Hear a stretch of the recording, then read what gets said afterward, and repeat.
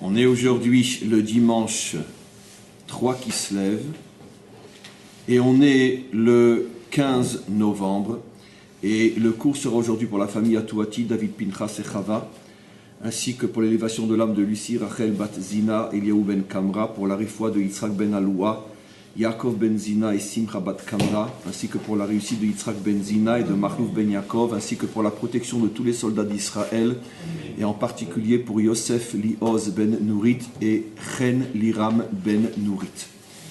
Donc aujourd'hui, bien évidemment, une interruption dans le cycle normal des cours, comme je l'ai déjà dit des centaines de fois. Un maître de Torah n'a pas pour devoir d'enseigner la Torah, mais d'expliquer le monde, l'histoire, l'actualité. Et la Torah ne nous a été donnée que pour ça. Donc si, dans un contexte comme celui que l'on vit aujourd'hui, on ne s'arrête pas pour faire le point, alors quand c'est qu'on le fera? D'abord, un préliminaire qui est très très très important, un petit peu pédant, mais très important malgré tout.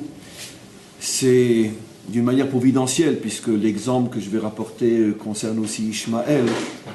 Mais il faut comprendre que lorsque les maîtres d'Israël transmettent leur vision des choses, elle est forcément, nécessairement, obligatoirement, complètement en avance, au-dessus de la perception même la plus raffinée, la plus élevée des penseurs, même honnêtes de ce monde, pas parce que le maître de Torah est plus intelligent qu'eux, mais parce qu'il se réfère à une pensée qui est bien évidemment au-dessus de la pensée humaine classique. C'est pas parce que je dis ce que je dis que je suis plus grand que les autres, mais c'est parce que j'ai fait l'effort depuis des décennies de m'attacher à une pensée qui, par définition, est au-dessus du monde, au-dessus de la pensée humaine. Et donc, ça a un avantage, c'est que ça clarifie les choses comme personne n'est capable de le faire. D'un autre côté, ça a un inconvénient, c'est que personne ne peut croire à des choses pareilles. Et quand je dis personne, je ne parle pas seulement des goïms, je parle même des juifs. Quand je parle des juifs, je ne parle pas seulement même du juif standard, ça peut parfois être même de grands juifs. L'exemple le plus extraordinaire qu'on a dans notre histoire, c'est le conflit entre Sarah et Abraham. Les deux étaient des grands prophètes. Les deux étaient capables de percevoir des choses que nul ne pouvait voir, comprendre et percevoir. Et pourtant, la Torah témoigne du fait que Sarah a vu plus loin qu'Abraham, et Abraham, si Hachem n'était pas intervenu, Abraham ne voyait pas. Dans la fameuse discussion entre eux s'il fallait oui ou non renvoyer Ishmaël, et que Abraham se met en colère, et que finalement Hachem intervient et dit Kol ma she'omar lecha Sarah shma bekola. Rashi explique quelque chose qu'on ne fait pas suffisamment, on ne fait pas suffisamment attention à l'explication, mais bouleversante, tellement c'est un chidouche l'explication de Rashi. Rashi dit, de là on voit que Sarah était une plus grande prophétesse qu'Abraham. On comprend de là deux choses, que non seulement la décision de Sarah n'a rien à voir avec une décision logique, cartésienne, fondée sur le bon sens. Rashi est obligé de dire que c'est une décision qui est fondée sur la névoie, et une névoie qui est tellement élevée que même Abraham, qui est considéré comme l'un des plus grands prophètes de l'histoire humaine, même lui n'a pas vu. Ce qui veut dire que Sarah prend une décision qui n'a aucune prise sur la réalité qui entoure les personnages concernés, ni même des personnages du niveau d'un prophète comme Abraham. Et tout de suite la Torah nous met, on pourrait dire, nous met au parfum.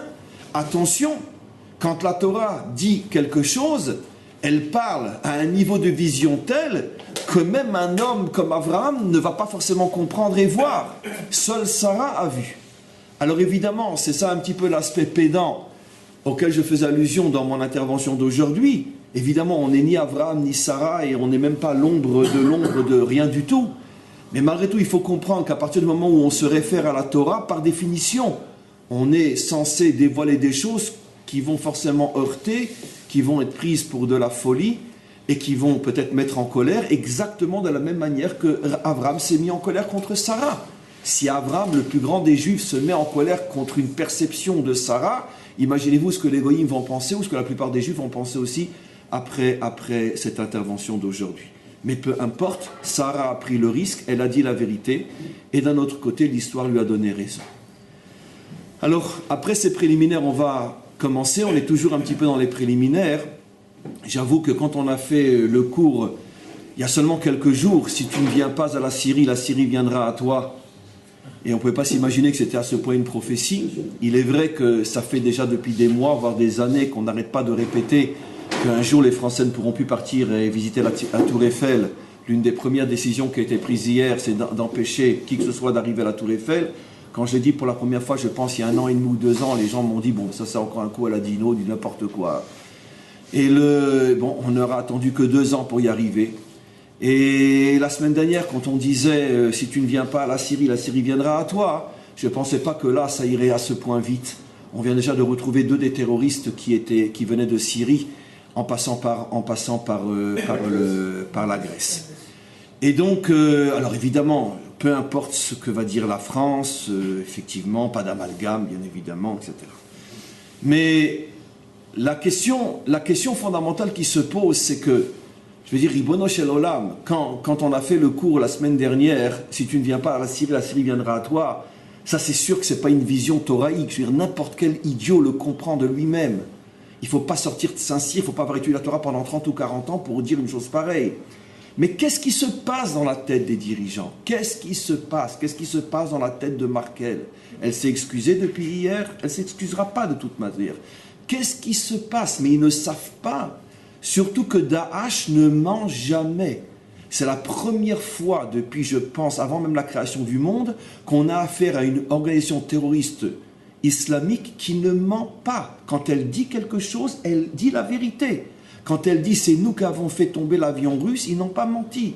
Quand ils ont dit au moment des premières vagues de réfugiés « nous nous servons des réfugiés pour introduire en Europe des centaines de terroristes », ils l'ont dit. Ils ne mentaient pas. Donc Merkel le sait, Hollande le sait, ils le savent tous. Pourquoi ils continuent? On ne peut pas sauver 1000 personnes quand on sait que dans les 1000, il y en a 20 ou 30 qui vont tuer 10 000. Pour l'instant, il y a presque autant de Français qui sont morts et qui vont mourir demain encore que peut-être ce que la France a accepté pour l'instant. Ne parlons pas des mutilés, des vies brisées, etc.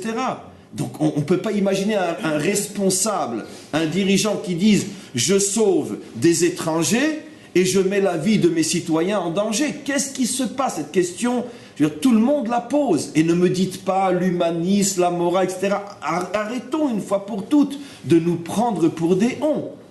C'est pas possible que je mette la vie de mes citoyens en danger pour sauver des étrangers, alors que Daesh me dit clairement, on va tous vous faire sauter grâce à cette ruée de réfugiés. Ils le disent, et on sait qu'ils ne mentent jamais. Ce qu'ils disent, ils le font. Ce qu'ils disent, ils l'ont fait. Ce qu'ils disent, ils le feront. Ils ne mentent jamais. Ils viennent de dire que ce n'est que le commencement de l'enfer en France. Ils ne mentent pas, ils le feront. Alors quoi, on continue, on continue, on continue, on continue. Même lorsque l'extrême droite parle, j'ai écouté hier une intervention de Marine Le Pen, c'est à croire qu'elle écoute mes cours, c'est peut-être une des plus grandes talmidim, je crois, talmidotes.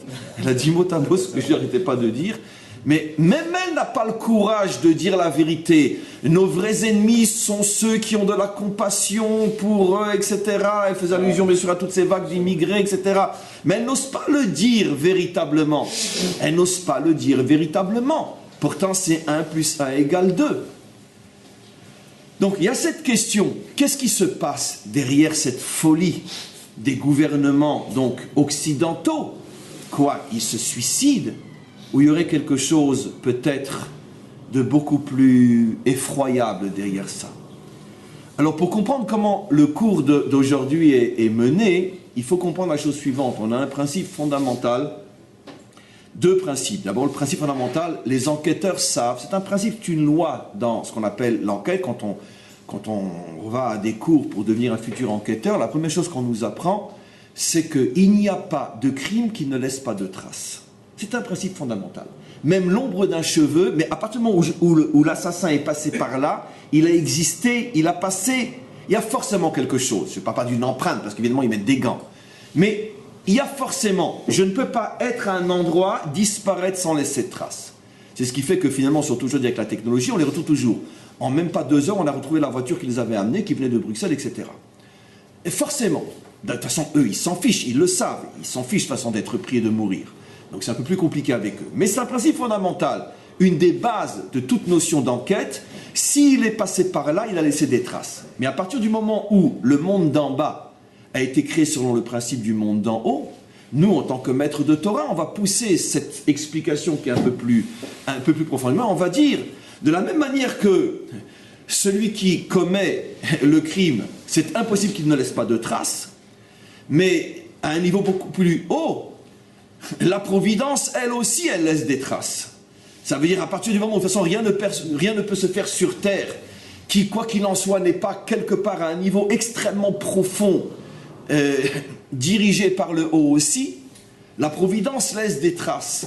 Et la providence, les traces qu'elle laisse, ce sont des signes, ce sont des messages qui vont permettre aux hommes de Torah et à ceux qui veulent les écouter de comprendre ce que aucun analyste, aucun journaliste, aucun politique ne pourra expliquer, parce qu'il n'est pas à ce niveau-là, lui. Et donc, comme il ne pourra pas prendre les choses à ce niveau-là, il ne pourra pas non plus trouver des solutions aux problèmes. D'un autre côté, le maître de Torah, même les solutions qu'il va proposer ne servent à rien parce que personne ne pourra l'entendre et le croira. Il sera pris pour un fou et malheureusement, quand on verra qu'il a eu raison, ce sera déjà trop tard. Mais quoi qu'il en soit, nous, on fait notre travail. On va essayer de partir à la recherche des indices spirituels qui nous permettent de comprendre finalement, mais qui est derrière tout ça? Parce que venir et dire c'est Daesh qui est derrière tout ça, ça maintenant, aujourd'hui, on le sait. Mais qui est derrière Daesh? Qui est derrière tout ça? Parce que c'est trop gros. C'est pas possible. C'est impossible. Il y a forcément. Alors si on part à la recherche des indices, on pourrait passer des heures à les montrer les uns après les autres. Bien sûr, l'indice, le premier indice qu'un juif cherche, c'est la paracha de la semaine qui correspond à ce qui s'est passé. Ça tombe dans quelle paracha? La paracha de Édom, bien évidemment. La paracha de Esav qui fait un pacte avec Ishmaël. Mais ça, on va le voir tout ça. C'est notre paracha, et désolé. Au moment où Paris explose, notre Torah est en train de nous dire, attention, Esav et Ishmaël font un pacte ensemble. La première fois qu'on voit le mot Édom apparaître dans la Torah, c'est dans la paracha où tout explose. Évidemment, un goy, même un juif, les Avdil vont dire, c'est Dieu, c'est un hasard. Mais nous, Baruch Hashem, on sait depuis des millénaires que ce n'est pas un hasard, puisque nos maîtres nous ont révélé que tous les indices de ce qui se passe dans le monde est inclus dans la paracha de la semaine. C'est absolument fou, vous l'avez tous vu. Ce groupe-là, Eagle of Death Metal, son signe, Édom. Son signe. C'est les Rachetevot de Eagle of Death Metal et O-D-M, dans le désordre, Édom. Écrit en rouge. C'est le cycle de ce groupe pop. Donc je ne peux pas le faire grossir ici, c'est sur leur DAF Facebook. E-O-D-M, Eagle of Death Metal, l'ange de la mort métallique. Très bien. Ok, on va voir. Même dans le nom, il y a tout. C'est intéressant. La première fois qu'on voit le mot Édom dans notre paracha, c'est quand, dans la Torah, c'est quand le Bataclan saute. Ils écrivent, ce groupe-là écrit leur sigle, E-O-D-M, le O est transpercé d'un éclair, ça va exploser, et ce sont bien sûr les lettres qui forment le mot Édom. Tu prends le O, tu le mets entre le D et le M, tu as Édom. Écrit en rouge, et le mot Édom signifie rouge.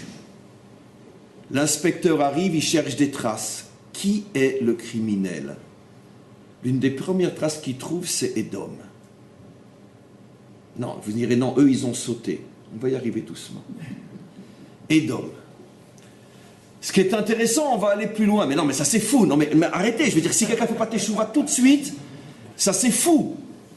Arrêtez. Mais ça c'est fou. Mais on ne peut pas parler plus. Hier, j'ai remué ciel et terre. J'ai même téléphoné à des amis, leur dit, dis-moi, c'est pas un coup monté, c'est vraiment leur Facebook, ça peut être un truc trafiqué, c'est vraiment ça? Je pouvais pas y croire. Édom, Édom, le deuxième nom d'Esav, écrit en rouge. C'est incroyable. Donc on a déjà retrouvé une trace. Qui est le criminel? Vous me direz, mais non, mais il est complètement fou le Rav, c'est Ishmaël le criminel. Non, le problème c'est que toujours le criminel il laisse des traces auxquelles personne ne s'attend. Ne s'attend. Comment? Et donc, ne s'attend, oui. Personne ne s'attend, oui, c'est le cas de le dire. Maintenant, ce qui est intéressant, c'est dans leur nom. Eagle of Death, l'ange de la mort, l'aigle de la mort. Mais dites-moi mes amis, dans quel passage de la paracha Esav change de nom et s'appelle Édom? Quand il dit, à quoi ça me sert la Bechora? Je vais mourir. Il dit, Anochi oler la mout, je vais mourir. Vela mazeli Bechora, alitenina mina hadom adom azé. Donne-moi de ce rouge, de ce rouge. Pourquoi donne-moi de ce rouge, de ce rouge? Valken karashemo Edom, et après on appela son nom Edom. C'était quoi la raison? Alken anochi lamut, anochi olech lamut, je vais mourir. Eagle of Death. C'est dans le nom qui est associé à Edom, on retrouve la notion de mort.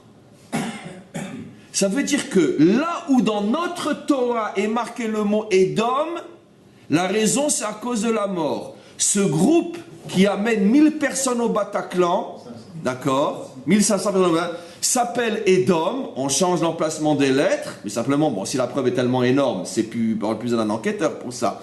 Il s'appelle Édom, le signe de l'explosion, le boom, un éclair, et en plus, il met le mot mort dans son nom.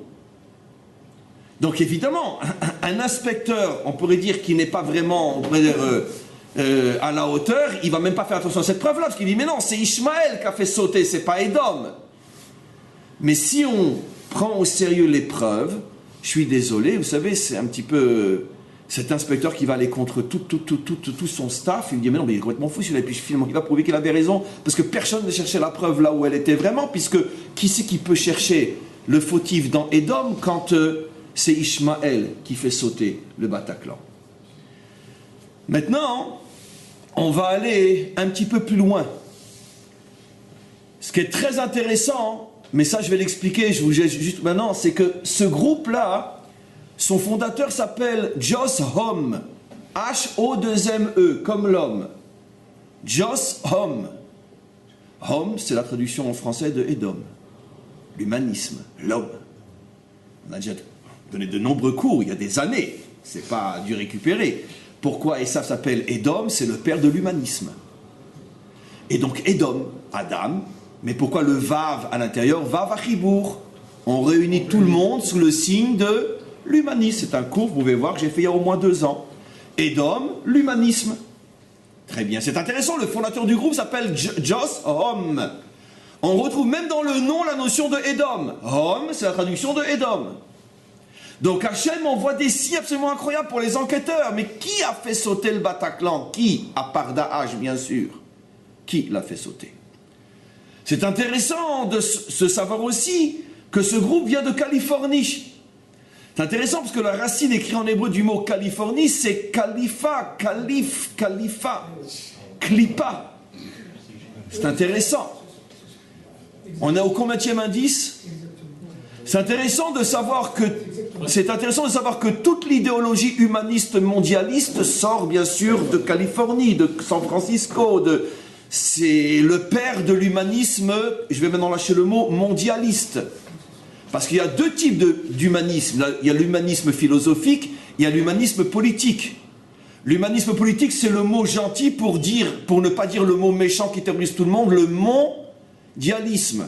Le mondialisme est né en Californie. Califat, c'est la même chose que l'islam. C'est quoi le califat? J'ai fait ce cours il y a un peu plus d'une semaine. Je ne savais pas ce qui allait se passer. Quand j'ai expliqué que les sunnites, eux, ce qu'ils veulent, c'est le califat. Un monde sans nationalité, sans État. On est tous réunis, on est les enfants d'un même Dieu, d'une même religion. C'est intéressant, le califat californien, c'est la même idée. C'est ce qu'on appelle le mondialisme. Plus d'État, plus de peuple, plus de religion. C'est intéressant. S'il y a bien un État en Amérique qui soutient le sunnisme plus que n'importe quel autre État au monde, c'est bien l'État californien, puisque c'est justement de là que sort tout l'appui à toutes les factions sunnistes. Kol echad leminehem, et peut-être Daesh, c'est un peu plus compliqué, mais peu importe, on verra. Personne n'aurait pu croire. Personne ne pouvait imaginer que la CIA était derrière les talibans, était derrière le... Pas les talibans, comment il s'appelle l'autre Ben Laden, comment il s'appelle? Al-Qaïda. Et quand on a vu que c'était vrai, on a compris que l'impossible n'était pas américain. Et quoi qu'il en soit, c'est intéressant que toutes les traces nous amènent vers Édom, vers le rouge, vers le califat, vers le mondialisme, vers la politique de la mort, etc., etc. Ce qui est intéressant, c'est de toute façon, je veux dire, les terroristes sont eux aussi l'idéologie de la mort. Ce sont aussi, on pourrait les appeler sans aucun problème, les aigles de la mort. L'aigle a toujours été le signe du guerrier.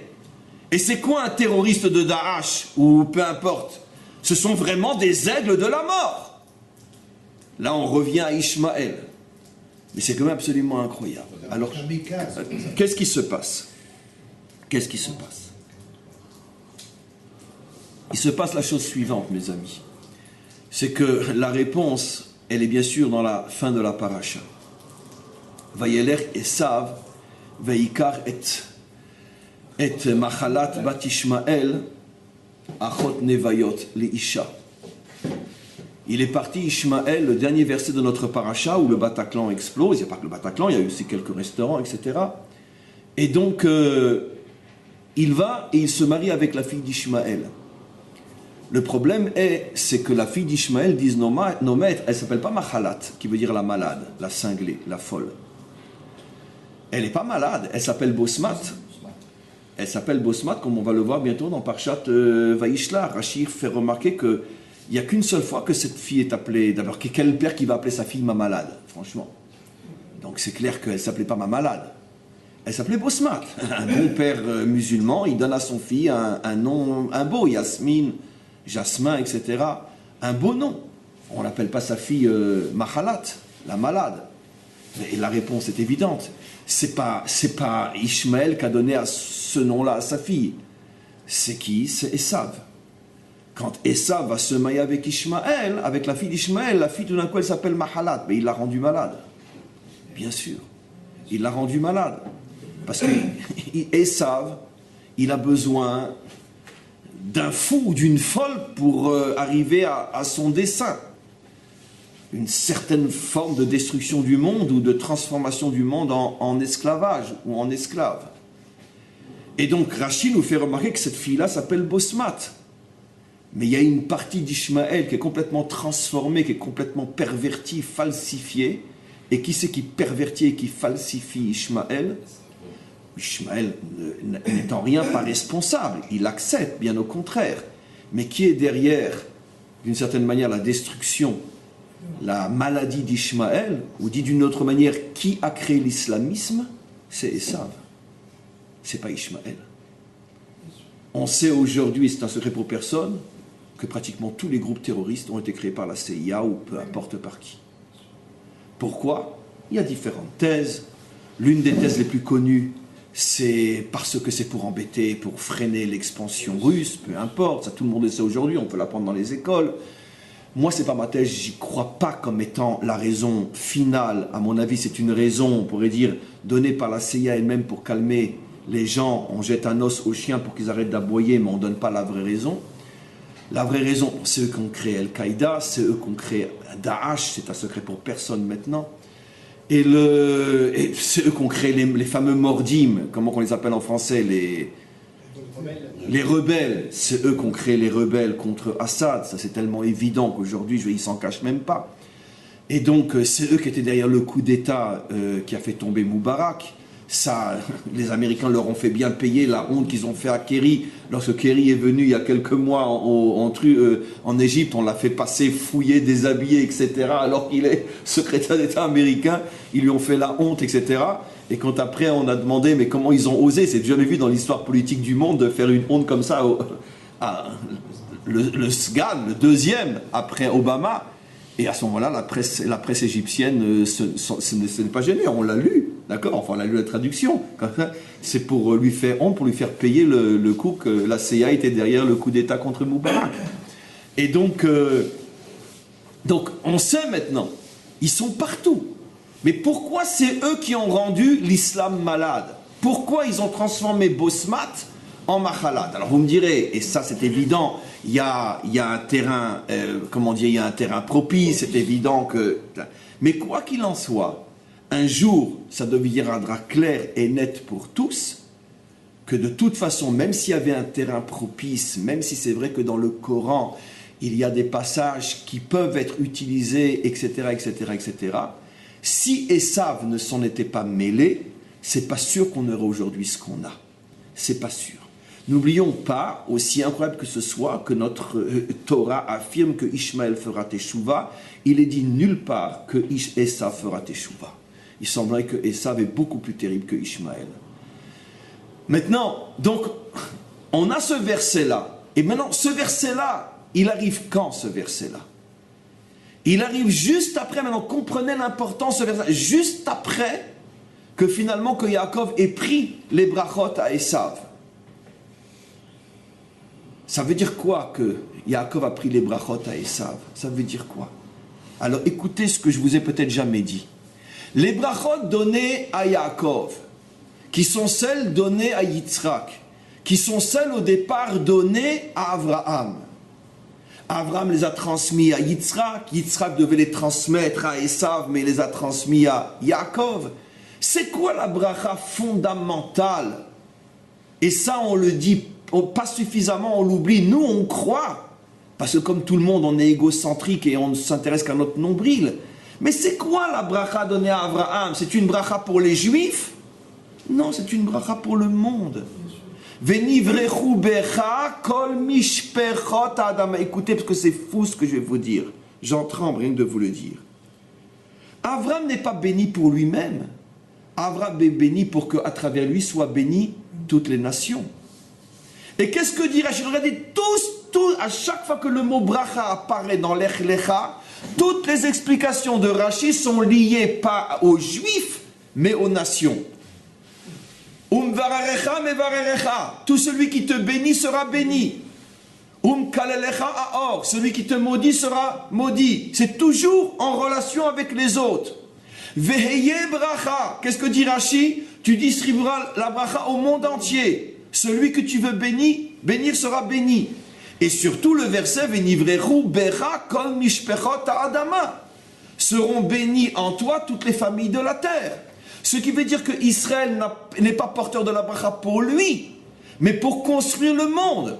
À partir du moment où Esav se rend compte que ça y est, il y a la chazaka, il y a le 3, c'est-à-dire qui signifie que c'est la chose maintenant, elle est scellée, Abraham, Yitzhak, Yaakov, c'est-à-dire que le projet divin, que les nations vont pouvoir être bénies, dans le sens que l'histoire humaine va réussir, Esav dit, il faut absolument empêcher le projet de réussir. Qu'est-ce que va faire Esav?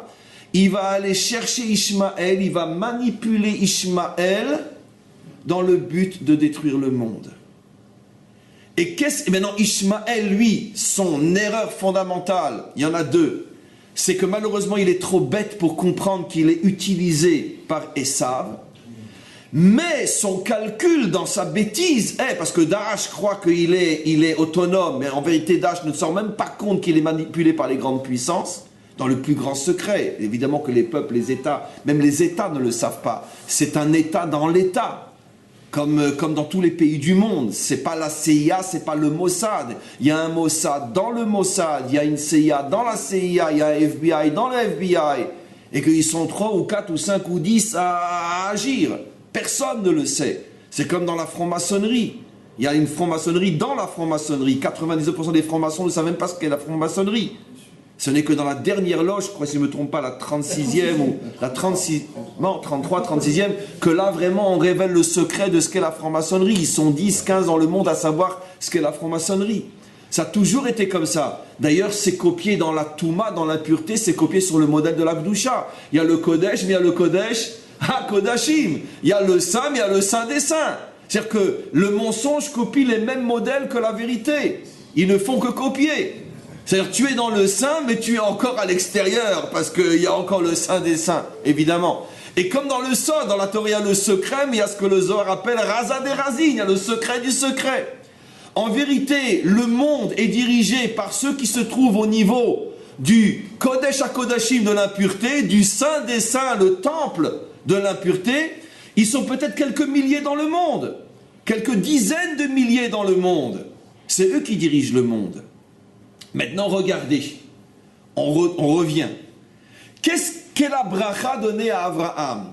Venivrechu becha kol mishpechot ha'adama. Et là, j'ai dit que je tremblais. Quand je dis le mot mishpechot, je tremble parce que je ressens tellement fort les choses. C'est-à-dire que tu béniras les nations à condition qu'elles acceptent le principe de la famille. C'est-à-dire donc la famille, d'abord au premier mot, premier sens du terme, puis la nation, l'État, les identités différentes, les familles. La famille Dinovitch n'est pas la famille Altman, qui n'est pas la famille Abitbol, qui n'est pas la famille Rebibo, etc. La famille Dupont n'est pas la famille Durand. De même, les Français ne sont pas les Allemands. Et les Allemands ne sont pas les Belges. Hachem transmet une mission à Abraham. Pour que le monde soit construit, il faut que le monde se regroupe en familles. Famille individuelle et famille nationale. Mishpechot ha'adama, les familles de la terre. Regardez, le verset ne dit pas les peuples, les familles. Or, Esav, lui, c'est le grand ennemi de la famille. Esav, lui, il veut détruire toute notion de famille. L'homosexualité, la destruction même de la famille, du mariage, la destruction même des principes même de comment on fait un enfant. On n'a plus besoin d'hommes, on n'a plus besoin de femmes. Demain, on les fera dans des éprouvettes. Esav se bat pour faire disparaître la notion de famille. Ça, tout le monde le sait aujourd'hui. Et c'est sorti de Californie.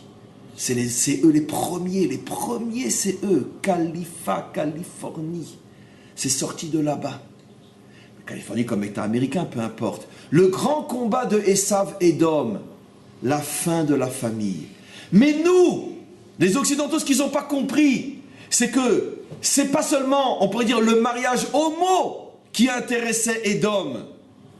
C'est en vérité la disparition de toute notion de famille à l'échelle de la planète. C'est ce qu'on appelle le mondialisme.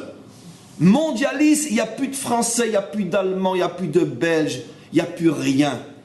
Il y a un territoire dominé par Edom et l'humanité tout entière transformée en esclave de Edom.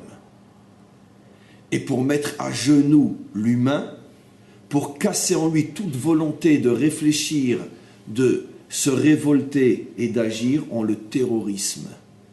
On le met à genoux. On lui fait peur. Comme on le sait, pas plus loin que chez nous. Il y a eu un débat, je ne sais pas si vous l'avez suivi. D'accord ? Le vrai danger de ce qui s'est passé, qui n'est pas terminé encore chez nous en ce moment, ce n'est pas les coups de couteau. C'est les vidéos qui courent après sur YouTube, dans le but de terroriser la population. C'est ça le vrai combat. Ce n'est pas le coup de couteau. Ils savent très bien qu'avec un couteau, qu'est-ce qu'ils peuvent déjà faire? Avec un couteau, tu blesses, tu tues une personne. Avec une vidéo du coup de couteau, tu rends malade 10 000. C'est ça le but. Et donc le but, il est de terroriser, de faire peur, de faire que tout est paralysé, qu'on ne peut plus se rendre à la Tour Eiffel, que le musée du Louvre est fermé. C'est ça le but. L'attentat ne s'est pas terminé avec la mort des 125 ou 128. L'attentat a commencé lorsqu'ils ont fermé le Louvre. C'est ça ce qu'ils veulent. Ils veulent terroriser. Pourquoi? Parce que c'est la préparation à quoi? À l'esclavage.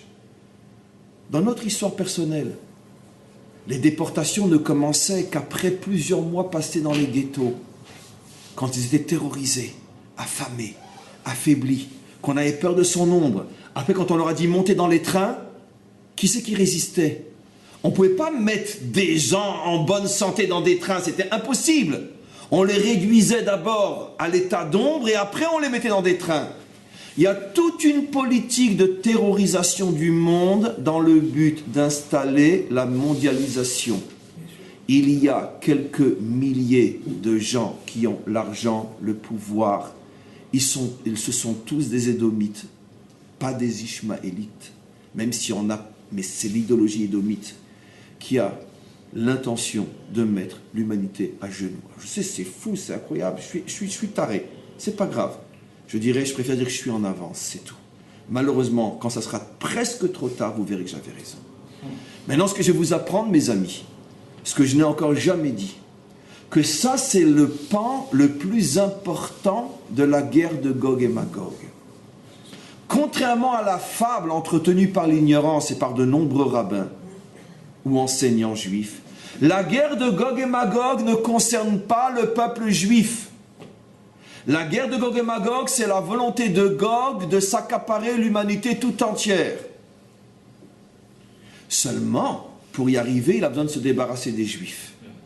Parce que tant qu'il y aura un juif sur terre, ils ne pourront pas réussir. C'est impossible, ils ne peuvent pas. Ils savent qu'il y aura toujours un village d'Astérix et sa potion magique qui ne cédera pas devant l'envahisseur, c'est Israël. On a notre Astérix, on a notre Obélix, on a notre druide, notre potion magique. C'est impossible, ils ne peuvent pas. Et donc, qu'est-ce qu'il fait, Gog? Il faut balayer Israël pour qu'on puisse réussir à dominer le monde entier. Mes amis, sachez que le projet d'Hitler était exactement le même.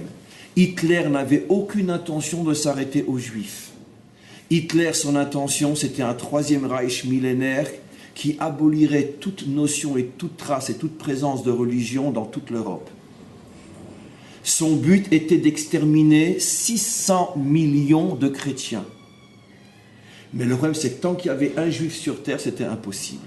Je ne dis pas qu'il n'était pas antisémite. Mais s'il avait réussi avec les juifs, les prochains sur la liste, c'était le Vatican. C'est-à-dire l'une des raisons pour lesquelles le Vatican a tellement collaboré, exactement de la même manière que l'Europe collabore avec l'islam contre nous. On le sait tous pourquoi. Vous voyez, on vous donne les juifs, fichez-nous la paix. Et le Vatican savait très bien qu'il était le véritable intéressé. Et en fermant les yeux sur les juifs, il s'imaginait qu'il allait recevoir les faveurs de Hitler. Mais le but de Hitler était la domination de l'Europe, une Europe sous le Troisième Reich, où il n'y a pas une seule place pour le moindre chrétien, le moindre religieux. C'est exactement ça le projet de Gog. Le projet de Gog, c'est la mondialisation du monde. Je vais vous apporter une Gemara que je vous ai apporté 1000 fois qu'il le dit. La mondialisation du monde. Et pour ça, il faut terroriser le monde, il faut le mettre à genoux, il faut lui enlever toute envie de se battre et d'avoir l'envie d'exister. On veut le soumettre. Esav s'est marié avec Mahalat. Il a perverti, ça fait des décennies que ça a commencé.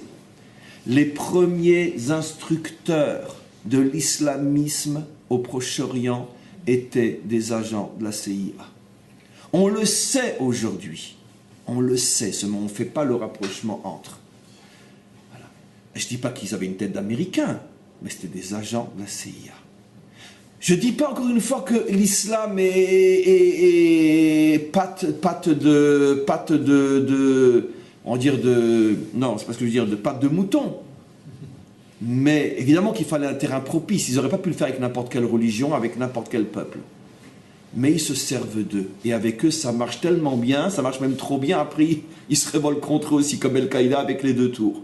Bien que c'est pas si évident que ça qu'il y avait que Al-Qaïda derrière les deux tours. Il y avait Al-Qaïda, c'est sûr, mais ils n'étaient pas tout seuls à mon avis. Edom est toujours là où est Al-Qaïda. Ishmael est toujours là où il y a un musulman malade. Mahalat. Je veux dire, Esav, pardon. Il est toujours là où il y a un musulman malade. Donc, on commence à comprendre maintenant. Maintenant, d'où je sais que Esav se bat contre le principe de la mishpacha. Mais parce que dans notre paracha, c'est dit clairement que c'est le premier qui a osé depuis Abraham remettre en cause les lois familiales. Quelle était la loi familiale? Mais regardez ce que je suis en train de dire, pas moi la Torah, je m'excuse de lever le temps parce que vous savez comment je suis, la Torah elle est vivante, on ne peut plus se contenir. La paracha ou le Bataclan saute, qu'est-ce que nous dit la Torah? Le premier descendant d'Abraham qui a osé remettre en cause le principe familial établi, n'épouse pas une fille de Canaan. Personne n'avait osé avant lui remettre en cause le principe familial abrahamique. On ne se marie pas avec une Cananéenne. Qu'est-ce que fait Esav? Il épouse 2 Cananéennes, il les met dans la maison de son père. Il dit, moi, la famille, pas question. Pourquoi? Parce que moi, je m'appelle Edom, qui signifie l'homme, comme le fondateur du groupe. Moi, je veux une humanité où il n'y a que le règne de l'homme. Bien sûr, l'homme, c'est moi, les autres, c'est mes esclaves. Bien évidemment, vous avez tous compris ce que c'est la mondialisation. C'est quelques milliers de familles qui veulent régner et transformer des milliards d'autres en travailleurs pour eux. C'est ça, la mondialisation.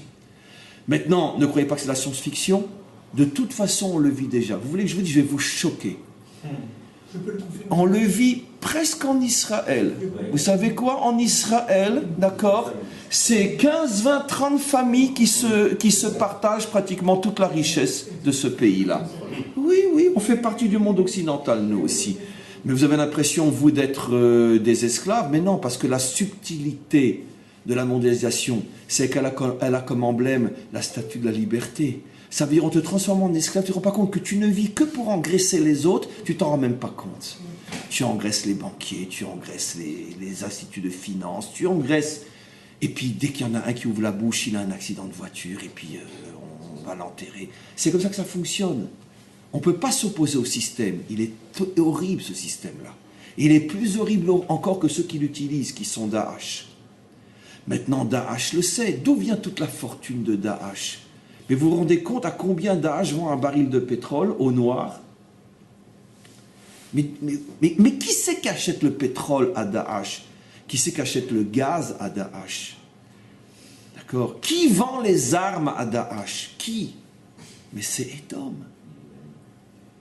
Mais bien sûr, ça c'est pas sur les marchés financiers connus. On fait la parenthèse, on continue. Maintenant, regardez ce que fait Esav. Esav est le premier à bafouer la loi de la famille. Et donc, automatiquement, on comprend. Il ne peut pas être pour le Venivrechu becha kol mishpechot à Adama. C'est impossible. Il ne peut pas. Comme par hasard, encore une fois, ne vous trompez pas, c'est les victimes, et c'est les victimes en vérité cachées. Ce groupe au Bataclan est le symbole de la pornographie aujourd'hui mondiale. Le symbole. Le symbole, oui, c'est un groupe de pornographie inimaginable. C'est le symbole. Ne feuillez pas trop leurs albums de photos parce que vous serez choqués. En particulier, leur photo la plus connue avec leur cycle Edom, excusez-moi, d'accord, c'est une femme en blouson de cuir, d'accord, on ne voit que son buste. Elle ouvre son blouson de cuir, ses deux seins, sur une poitrine, la photo de Joss Homme, sur l'autre, je crois, c'est le guitariste, à l'endroit des tétons, et au milieu, Edom. Et donc, ça, c'est l'emblème de ce groupe-là. Et je ne vous parle pas d'autres photos que j'ai malheureusement survolées comme ça, en cherchant des indices, en essayant de comprendre, et je suis vite passé, c'est horrible. Vous ne pouvez même pas imaginer ce que c'est ce groupe. Et si vous regardez qu'on appelle ça dans Wikipédia, ils vous disent c'est les promoteurs de la porno mondiale. Et donc, il y a des symboles incroyables, parce que la porno, c'est l'antifamille par excellence. Et donc, on voit qu'il y a une accumulation de symboles absolument incroyable. Donc maintenant, on comprend. Rachi, regardez le dernier Rachi, ce qu'il nous dit. Sur le mariage avec Ishmaël, qui est plus ou moins de la famille d'Abraham. Et donc Rachi a une question. Tiens, il semblerait que Esav a fait tchouva, il réinsère les lois familiales, puisqu'en se mariant avec la fille d'Ishmaël, il revient à la tradition familiale de pas de fille de Canaan. Qu'est-ce que répond Rachi? Vous croyez qu'Esav va renoncer à son idéologie de détruire toute notion de famille du monde? L'homosexualité, le mondialisme, etc. Ça, c'est la même chose. Mondialisme, homosexualité, c'est la même chose. C'est la même chose. D'ailleurs, on découvrira un jour, et on le sait déjà, d'accord, que 90% de ces gens-là sont pratiquement tous homos aussi. Tous. Mais ça sera vérifié dans pas si longtemps que ça. Mais quoi qu'il en soit, c'est la même chose. Le mondialisme est la dimension politique de cette perversion des mœurs. Quand je dis homo, ça peut être lesbienne ou ça peut être enfant éprouvette, peu importe. Enfant éprouvette dans le sens qu'on ne se marie plus. On va à la banque, tiens, je voudrais un petit blond aux yeux bleus, etc. On peut choisir, et voilà, c'est ça que je parle. C'est eux qui sont derrière ça pour promouvoir tout ça aujourd'hui. Maintenant, on revient. Qu'est-ce que nous dit Rachi? Tu crois que Esav a fait teshuva? Mais non! Il a rajouté la fille d'Ishmaël sur ces deux cananéennes. Il n'a pas renoncé. Aussi Risha al Risha. Et Rachi ici nous dit une chose extraordinaire. Tu crois qu'il a épousé la fille d'Ishmaël pour s'améliorer? Mais non. Pour être encore plus mauvais qu'il ne l'était déjà. Il a gardé les deux cananéennes, donc son idéologie non familiale. Et pourquoi il amène la fille d'Ishmaël? Elle, la fille d'Ishmaël, même dans la tradition ishmaélite, c'est des gens très très familles. Ishmaël est très famille lui aussi. D'accord? Il y a ce qu'on appelle les Hamoulot, les tribus. C'est une notion très ishmaélique. Pourquoi il l'amène chez les Cananéennes, dit Rachi? Aussi Frisha al-Risha, sa volonté de pervertir complètement Ishmaël. Et d'ailleurs, c'est très intéressant. C'est la première fois dans Daesh qu'on assiste à un mouvement extrémiste musulman ou islamiste dont pratiquement bientôt la moitié, peut-être un jour la majorité de ses membres ne sont pas des Arabes, viennent de tous les pays. Mais le symbole de Daesh est extraordinaire. Qui c'est qui a mis la bombe dans l'avion égyptien? C'était un Anglais. Qui sait que les Américains, reste à voir si c'est vrai, viennent peut-être de descendre, le John, le Britannique, d'accord, ils viennent descendre. Mais encore, John était un musulman à l'origine, enfin un arabe, ou plus ou moins. Mais là, on parle que dans les rangs de Daesh se trouvent de vrais blonds aux yeux bleus, de vrais Français d'origine catholique, ou peu importe, etc. C'est intéressant, un mouvement qui prône le califat et qui a dans ses rangs des tas de blonds aux yeux bleus. Comment c'est possible? Mais vous ne voyez pas le symbole qui se cache derrière? C'est l'arme du mondialisme, c'est l'arme de Édom. Et pour bien nous faire comprendre qu'ici il ne s'agit pas, c'est la différence avec Al-Qaïda. Pourquoi le pire ennemi de Daesh c'est Al-Qaïda? Pourtant ils sont tellement proches. Parce que Al-Qaïda c'est de l'islamisme pur et dur. Il n'y a pas de place pour un non-musulman, dans le sens ethnique du terme. Alors que Daesh est une révolution, c'est de la mondialisation islamisme, c'est Esav et Mahalat. Qui est derrière Daesh? Les mondialistes. Qui a fait sauter le Bataclan? Les mondialistes. Qui empêche les Parisiens d'aller à la Tour Eiffel? Les mondialistes. Là est le problème. Et les mondialistes, ils ont des noms déjà très connus aujourd'hui. L'un d'entre eux s'appelle Merkel.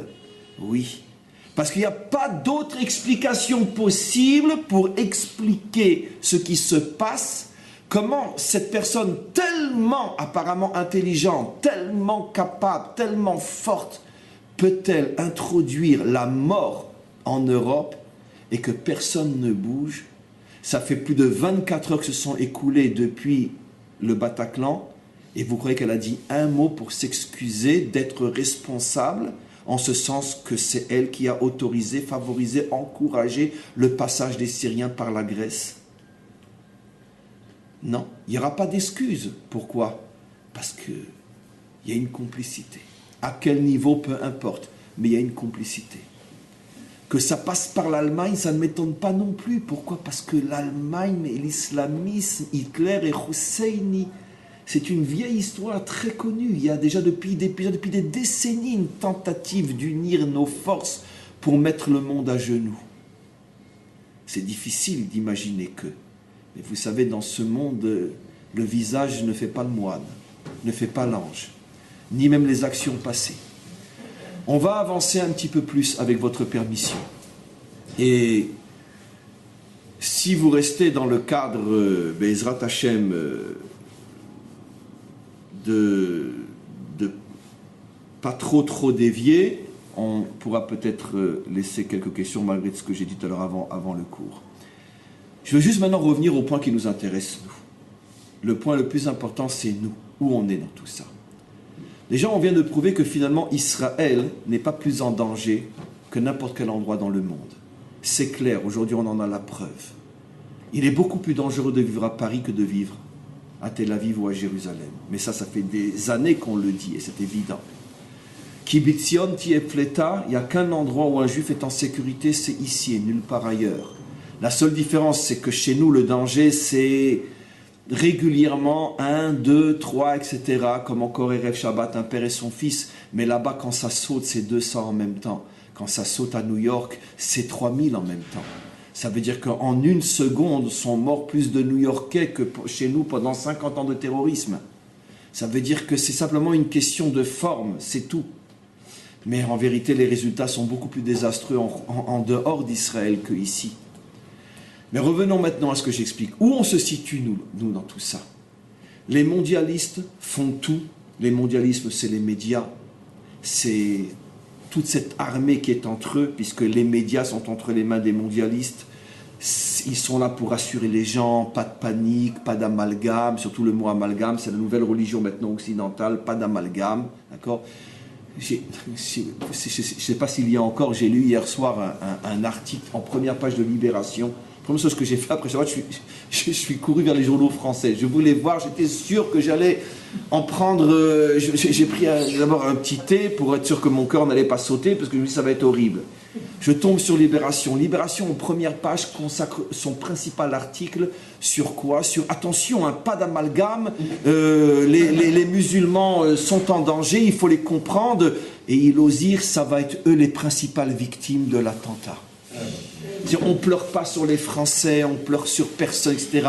On pleure sur l'islam français qui risque de se trouver en très mauvaise posture à cause de ces imbéciles de 8 Daesh qui vont quand même pas remettre en cause la lumière de ces gens et de cette religion. Voilà. Si ça, c'est pas du mondialisme, vous pouvez imaginer que c'est un Français qui est à la tête de Libération.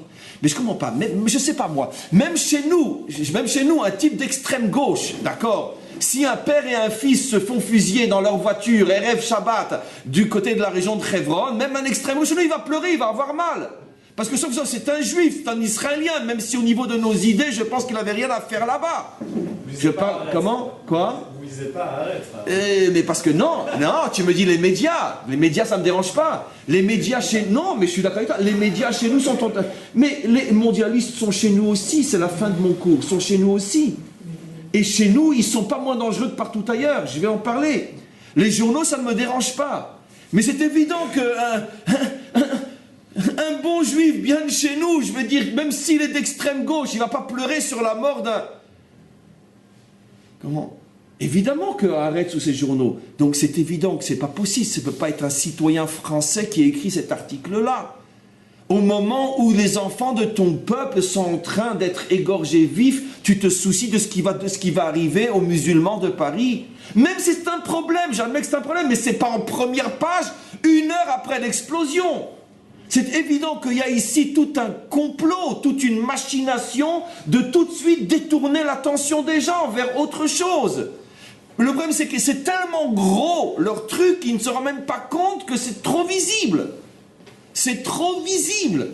Seulement, ils sont tellement apeurés par le fait que ça leur échappe qu'ils font du n'importe quoi. Le monde, pour une fois, était un petit peu mieux. Mais alors, Libération, mais c'est de la folie. De la folie. Comment? On va en parler de ça. On va en parler de ça. Ça appartient, d'abord c'est approuvé, même si ça appartient à des juifs selon votre parole, on en parlera aussi. Ça appartient à des juifs. Vous savez, depuis la sortie d'Égypte, on a un Rachi extraordinaire qui nous dit que quand les juifs sont sortis d'Égypte, Pharaon, il a envoyé des milliers de faux juifs déguisés en juifs à l'intérieur du peuple juif pour faire louper le projet. Alors, c'est bizarre ce Rachi-là, pourtant, il ne regardait pas des films, machin, etc. C'est marrant, hein, c'est incroyable, hein, ce Rachi-là. Mais moi, je me demande des fois, comme ça, stam, comme ça, mais vous êtes sûr que tous les dirigeants du Bagatz, l'institution, la haute instance d'injustice israélienne, est-ce que vous êtes sûr qu'ils sont vraiment tous juifs? Ah mais non, mais ils ont leurs preuves, etc. Vous savez, c'est très facile, il y a 30 ou 40 ou 50 ans, d'introduire une famille russe comme ça dans le pays, et puis bon, ils vont grimper les échelons. Vous savez, ça se fait dans tous les pays, pas que chez nous, hein. Pas que chez nous, hein.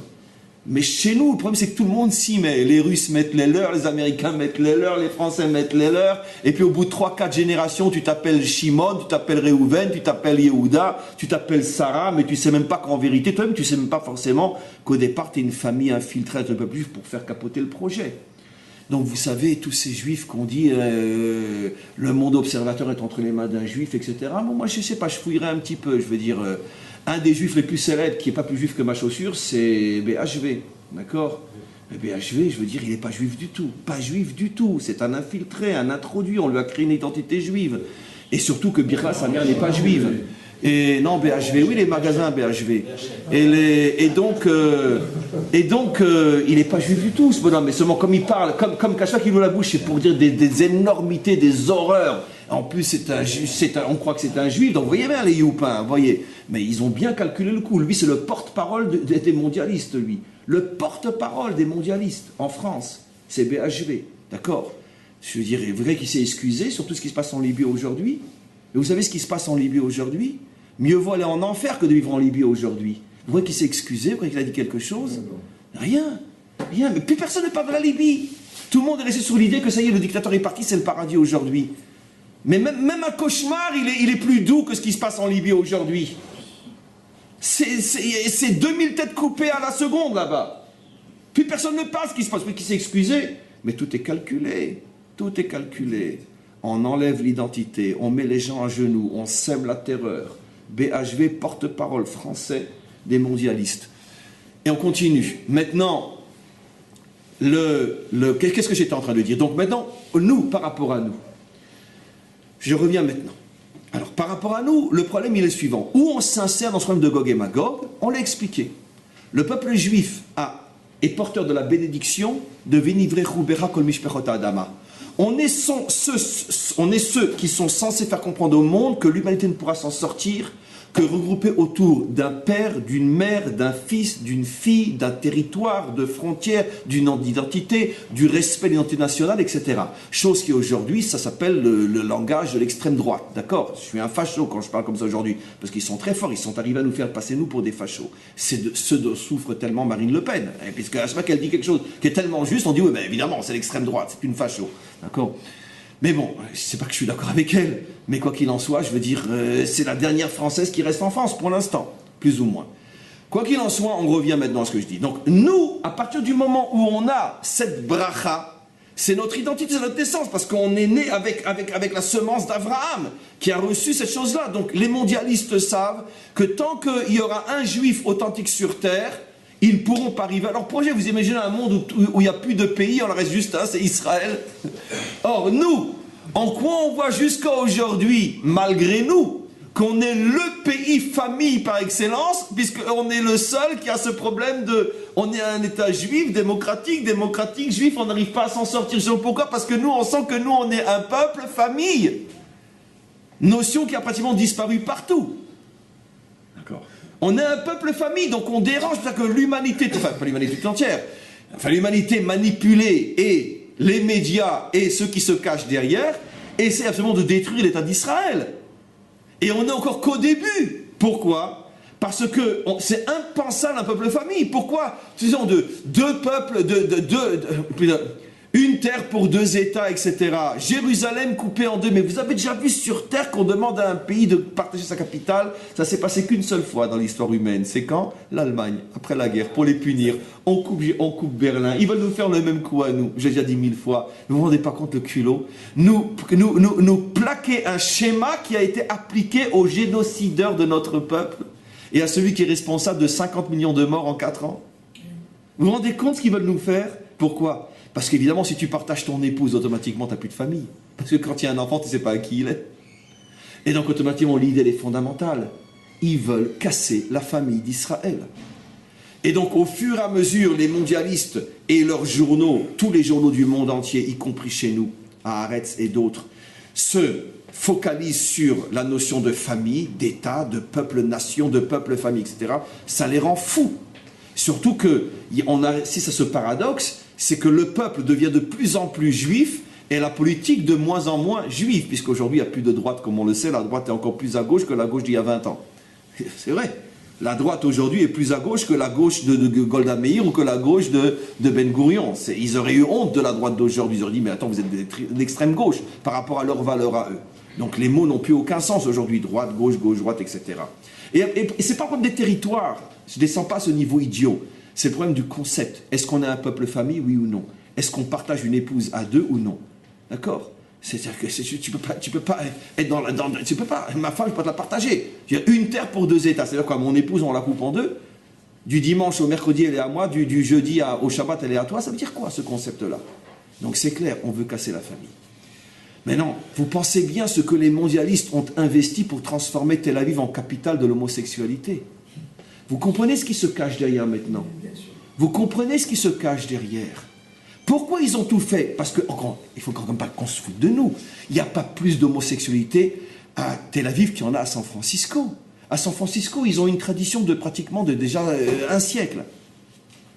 Il y a des quartiers entiers où on se promène tout nu à San Francisco, tout nu. 2 hommes avec 2 femmes. Et on se met dans un coin, on fait ce qu'on a à faire, on continue. Donc Tel Aviv n'est pas encore à ce niveau-là. Pourquoi c'est nous la capitale? Mais c'est les mondialistes qui sont derrière, c'est Edom qui est derrière. Détruire, détruire, détruire, détruire. Pourquoi le Bagat c'est comme il est? Mais pourquoi? Vous savez que jusqu'à aujourd'hui, la maison des terroristes qui ont assassiné la famille Feugel n'est pas encore détruite. Jusqu'à aujourd'hui, mais personne ne vous le dira ça. Jusqu'à aujourd'hui, la famille Feugel, ils ont détruit une maison entière et leur maison est toujours là. Hommes, femmes, enfants, le père, la mère, les enfants. Pourquoi? Mais parce que c'est Bagat, la haute institution d'injustice israélienne, qui est entre les mains des mondialistes. Mais bien évidemment. Je sais que ça le rend fou, Nathan, je sais, mais on a fait un pacte ensemble, Nathan et moi, aujourd'hui. D'accord? Et Bémet, Nathan, Bémet, Kol HaKavod. Bémet, Ani Ma'arir, Me'od, Me'od, parce que je sais que je vous rends fou, mais c'est pas grave. Mais Bémet, Ani Ma'arir. Mais je savais que j'étais obligé de demander le silence, parce que sinon, je n'aurais pas pu faire le cours. Et ce qui est tout à fait... Nathan n'est pas d'accord, je le dis à haute voix, et c'est tout à fait respectable. Et il a tout à fait raison de ne pas être d'accord, parce que sinon il ne serait pas juif s'il était d'accord avec moi. Donc c'est normal qu'il n'est pas d'accord. Mais quoi qu'il en soit, c'était impossible que je donne mon point de vue si je vous laissais parler aujourd'hui. Donc, je reviens maintenant et je termine. Mes amis, je termine par la notion qui est très connue. Regardez, vous le savez tous, le Zohar explique que juste avant la délivrance finale, le Erev Rav va se propager dans le monde entier. Et l'un des endroits où il sera le plus dangereux, ce sera en Israël. Alors évidemment, les Haridim, ça fait 60 ans qu'ils nous saoulent en nous faisant croire que le Erev Rav, c'est les Hilonim, les pas religieux. D'accord? C'est à se demander si eux, ils n'en font pas partie aussi avec leur falsification de ce que dit le Zohar. Nous, on est les bons juifs, eux, c'est les sionistes, c'est le Erev Rav. D'accord? Un jour, on sera étonné de savoir où il est le Erev Rav. Mais quoi qu'il en soit, le Erev Rav, c'est pas ça. Le Erev Rav, c'est comme son nom l'indique. Il se mélange partout. La mondialisation. Ils sont chez nous, le Zohar dit. Ils sont en France, ils sont en Amérique. Le Zohar donne un signe pour les reconnaître, c'est ceux qui sont au pouvoir juste avant la venue du Mashiach. Tous les hommes de pouvoir avant la venue du Mashiach sont, d'une manière ou d'une autre, liés à ça. Alors, est-ce qu'ils le sont vraiment? Ou ils sont... Je vais donner un exemple simple. Une chose qui m'est restée en travers de la gorge, mais jusqu'à aujourd'hui. Vous savez, quand il y a eu ce complot international de ce fameux vaccin que tous les pays devaient acheter contre la soi-disant, c'était quoi? Hein?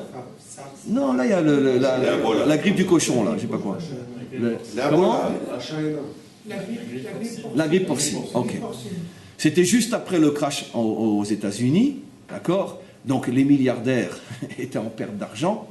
Donc, comme on sait, je veux dire, le premier endroit où les gens qui dominent le monde ont placé de l'argent, c'est dans les produits pharmaceutiques. C'est la firme la plus terrible qui existe au monde. C'est là, alors si tu oses créer un médicament contre le cancer aujourd'hui qui est gratuit, je veux dire, même pas le temps de rêver, t'es déjà mort. D'accord. Et donc, c'est la plus grande mafia qui existe aujourd'hui, c'est ceux qui ont de l'argent placé dans les firmes pharmaceutiques. Et donc, tout de suite après le crash aux États-Unis, tout d'un coup, on s'aperçoit qu'il faut absolument acheter. On oblige les États à acheter le vaccin. Vous avez déjà vu qu'on oblige les États? Très bien. Je vais dire quelque chose qui ne va pas plaire. Alors, évidemment, tout ce que les milliardaires ont perdu dans l'immobilier, ils le récupèrent avec les vaccins achetés, parce que c'est à eux. Le trust pharmaceutique appartient aux milliardaires.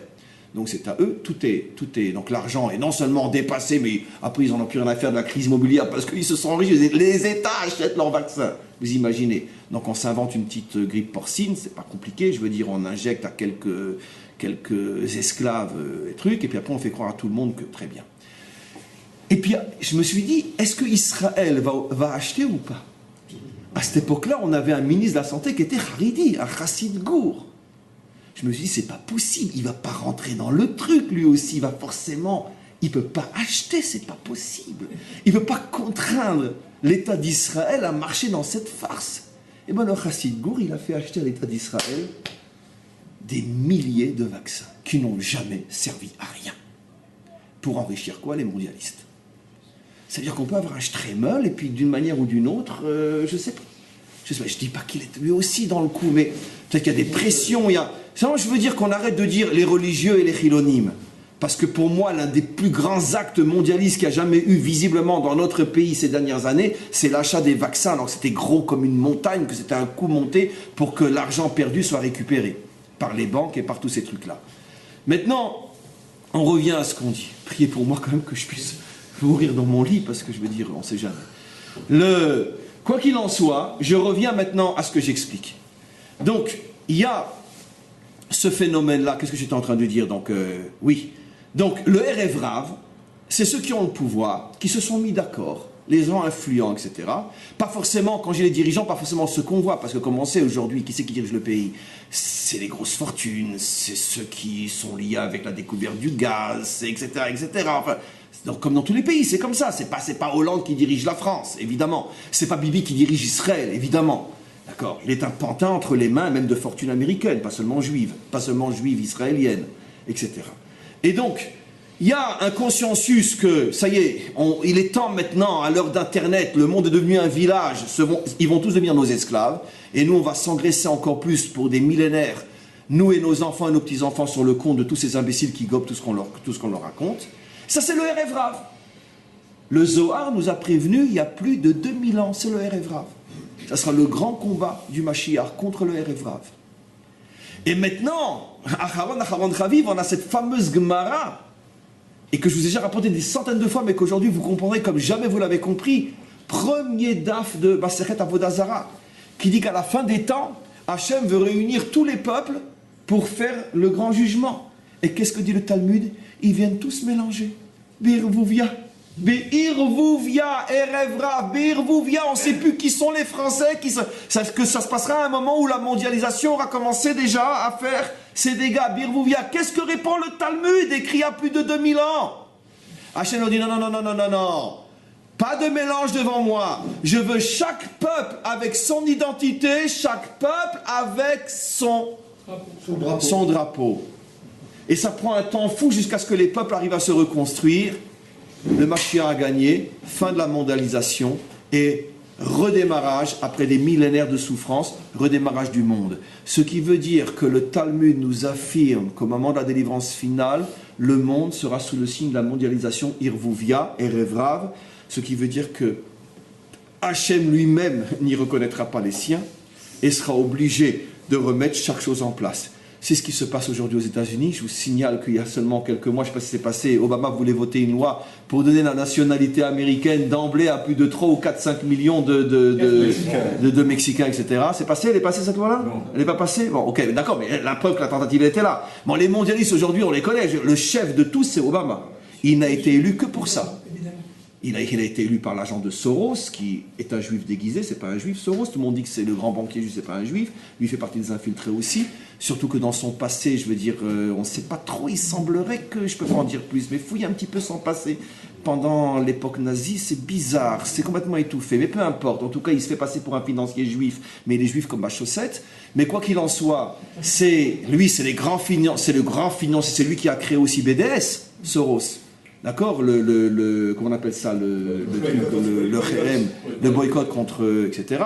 Et donc, c'est mieux de mettre un juif en avance. On n'est pas antisémite, hein, c'est un juif Soros, hein, tu penses bien, c'est un juif. Et donc Obama, c'est évident que dans notre génération, à moins que je me trompe, c'est lui vraiment celui qui est tout en haut de l'échelle, mais il en a d'autres, il a Markey, il a machin, etc. Tous ceux qui aujourd'hui font même plus attention d'ouvrir la bouche, tellement c'est gros ce qu'ils sont en train de faire, tellement c'est évident. Et il y a tous ceux qu'on ne connaît pas. Il y a peut-être des juifs, des vrais dedans. Alors ça n'a rien à voir. On peut être un juif et une sale crapule. Ça n'a rien à voir. Et grâce à Dieu qu'on en a des juifs qui sont des sales crapules. Il y a des juifs, il y a des catholiques, il y a des musulmans. Il y a de tout là-dedans. Mais le but, c'est de quoi? D'arriver à une mondialisation d'une caste qui domine le monde. Voilà. Maintenant, qu'est-ce qui va se passer? Et je termine. Le Malbim, une fois de plus, nous a expliqué. Quand Ishmaël, Malbim, Yecheskel, chapitre 38. C'est les mots du Malbim. Quand Ishmaël va se rendre compte qu'il est en vérité manipulé par Édom, et que le but d'Édom est qu'une fois que Ishmaël aura fait le sale travail, Édom va lui dire, va te faire voir maintenant, toi aussi, parce que va arriver un jour où Daesh, Al-Qaïda, etc. se rendent compte que finalement, on se sert d'eux, bien que, je veux dire, ils ont leur part de satanisme aussi, mais en quoi on se sert d'eux. À ce moment-là, qu'est-ce qui va se passer de le Malbim? Malbim écrit il y a presque 200 ans. Ils vont se retourner, ils vont s'entretuer, d'accord? Et qui va sortir vainqueur? L'homme, le vrai, Adam.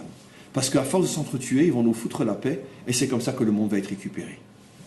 Et il y a eu un sursaut de cette prise de conscience, c'était bien sûr avec le grand, je dis le grand, excusez-moi, le grand Osama Ben Laden, d'accord? C'est le premier qui a ouvert les yeux et qui a compris ce qu'on était en train de lui faire faire. Quand il a compris qu'il s'était fait avoir d'abord par les Russes, après il s'est fait avoir par les Américains, et que finalement le but des Américains c'était de s'en servir pour foutre la pagaille et après s'en débarrasser, il a dit non, non. Lui, d'une certaine manière, peut-être que ça fait partie de la tchouva de Ishmaël, peut-être, de prendre conscience que finalement celui qui est en train de le corrompre et de le voilà. Donc Bekitsu, moi en ce qui me concerne, j'ai terminé. Mes amis, toute la presse mondiale et le monde entier va être maintenant focalisé sur l'islamisme. Et tout ça, c'est bien orchestré, d'accord, pour que personne ne voit ce qui se cache derrière le premier train. Édom se cache derrière Daesh. Et en vérité, les véritables responsables de la tuerie à Paris sont des Occidentaux, dans le sens idéologique du terme, même s'il y a des Arabes parmi eux, ils sont des Occidentaux quand même, sont des Occidentaux, la majorité sont de vrais Occidentaux, et ça ne fait que commencer. Ils sont arrivés maintenant à la dernière phase, d'après leurs calculs à eux, la mise à genoux de l'Europe afin de terroriser le monde et de prendre le pouvoir. Et ce qu'on appelle, nous, la guerre de Gog et Magog. Et en même temps qu'ils vont essayer de faire s'effondrer l'Europe et le monde, ils vont se focaliser de plus en plus sur Israël, les pressions vont devenir de plus en plus terribles. Comment qu'on va s'en sortir? À vision humaine, aucun espoir. À vision humaine, il n'y a que le Nes. En lanu almi leishaen, et là, à la vinu sheba shamaim. On ne pourra plus faire confiance à personne que au maître du monde.